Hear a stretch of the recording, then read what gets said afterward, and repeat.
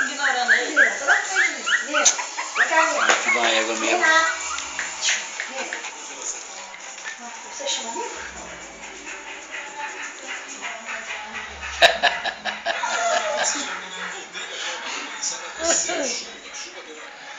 Jogou bastante durante o primeiro tempo.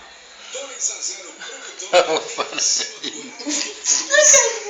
Olha olhando os outros. Olhando o celular, ele começou a risar. Demorou a ligar o dispositivo.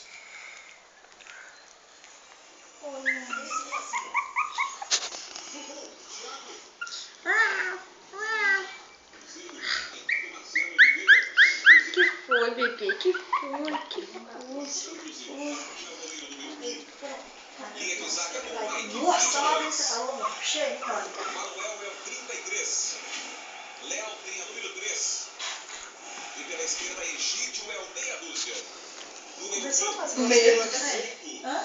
Uma fase gostosa. É. Lucas Silva tem a 16.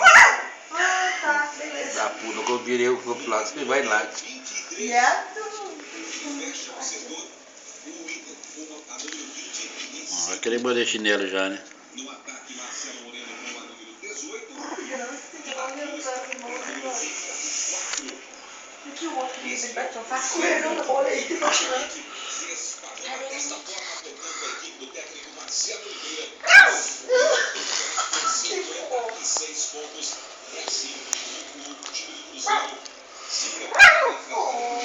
Escalado com Cássio no gol 12. Linha de zaga. O Wagner é o 35.